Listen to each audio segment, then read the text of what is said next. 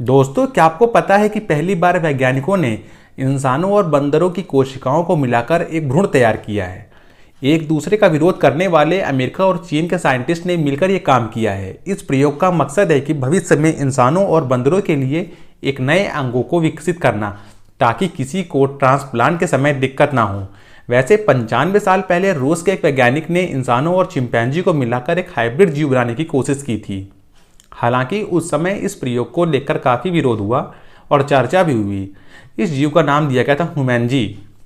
वहीं दोस्तों, rice university के बेकर इंस्टीट्यूट की साइंस एंड टेक्नोलॉजी की शोधकर्ता क्रिस्टन मैथ्यूज ने पूछा कि आखिर ये प्रयोग किया क्यों जा रहा है। और क्रिस्टन ने पूछा कि क्या इस प्रयोग से लोगों में चिंता नहीं बढ़ेगी, इससे जिस प्रजाति का जीव पैदा होगा उसके साइड इफेक्ट क्या होंगे। वैसे अमेरिका और चीन के साइंटिस्ट का यह प्रयोग साइंस जर्नल सेल्स में प्रकाशित हुआ।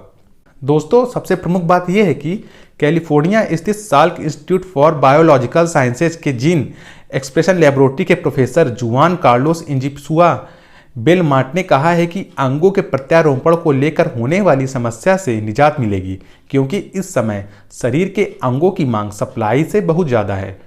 प्रोफेसर जुआन कार्लोस इस इंसान और बंदरों की कोशिकाओं को मिलाकर भ्रूण बनाने वाले प्रयोग में शामिल हैं। वहीं दोस्तों, केस वेस्टर्न रिजर्व यूनिवर्सिटी और हार्वर्ड यूनिवर्सिटी के बायोएथिक्स एंसु ह्यून ने कहा है कि मुझे इस प्रयोग में कोई दिक्कत नहीं दिख रही है। यह लंबे समय बाद इंसानों के फायदे के लिए किया गया प्रयोग है। जुआन कार्लोस ने चीन और कुछ अन्य देशों के वैज्ञानिकों की टीम बनाई।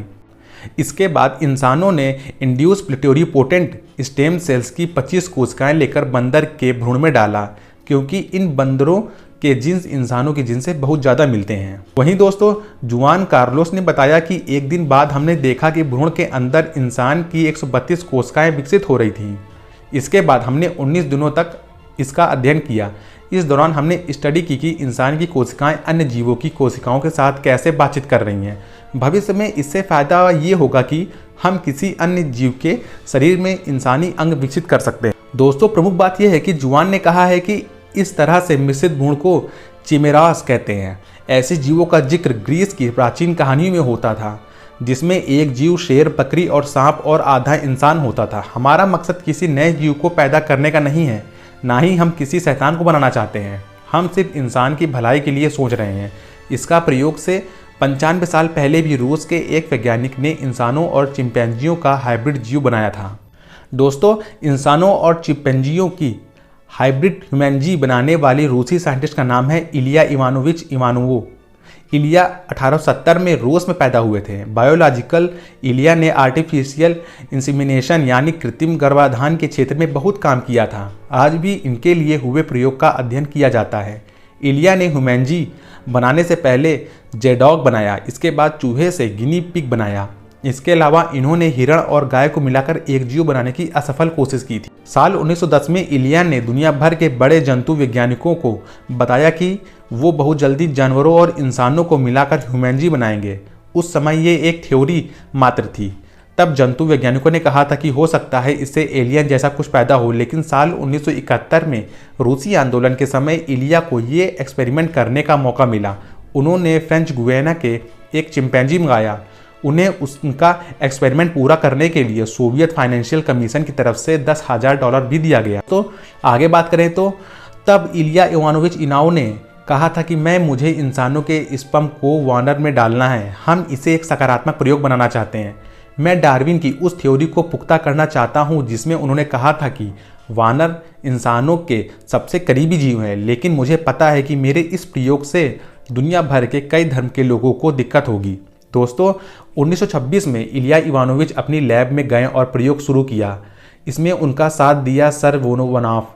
सर ने इंसान की ओवरी को चिंपैंजी के शरीर में ट्रांसप्लांट किया। इसके बाद उन दोनों लोगों के इंसान के स्पर्म को उस चिंपैंजी के प्रत्यारोपित ओवरी में डाला गया, लेकिन नतीजा नहीं निकला। 2 बार प्रयास करने के बाद ये दोनों लोग विफल रहे, लेकिन इलिया इवानोविच नहीं माने। उन्होंने एक बेहद विवादित कदम उठाने के बारे में सोचा, जिसके बारे में उन्हें किसी को नहीं बताया, लेकिन उन्हें इसके लिए फ्रांसीसी गवर्नर की अनुमति लेनी थी। उन्होंने गवर्नर को बताया कि वो पहले अफ्रीकन महिला के शरीर में चिंपैंजी का स्पर्म डालेंगे। जिसके बारे में उस महिला को पता नहीं होगा। इसके कुछ महीने बाद जब महिला ने एक बच्चे को जन्म देगी तो उन्हें उम्मीद है कि वह बच्चा लंबे बालों वाला होगा, लेकिन फ्रांस के गवर्नर ने उनको अनुमति नहीं दी। इसके बाद भी इलिया इवानोविच नहीं माने। वो 20 चिंपैंजी के साथ अकबाजिया में इलाके में रहने लगे।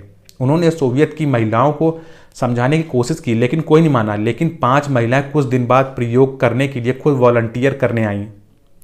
किस्मत खराब थी, उस समय इलिया के पास चिंपैंजी के स्पर्म की कमी पड़ गई। इस बार फिर हाथ से मौका निकल गया, क्योंकि उनके पास एक ही नर चिंपैंजी था। इस चिंपैंजी को ब्रेन हैमरेज हुआ था। दोस्तों, इसके बाद इलिया इवानोविच को सोवियत संघ के वैज्ञानिकों के दबाव में वहां की सरकार ने इन्हें कजाकिस्तान भेज दिया। साथ ही उन्हें किसी भी तरह का प्रयोग करने पर मनाही लगा दी।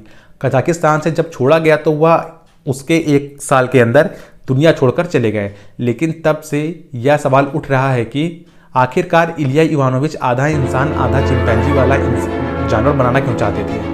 दोस्तों, इलिया दुनिया भर के लोगों को बताना चाहते थे कि डार्विन की बात थ्योरी सही है कि इंसान वानरों के वंशज हैं।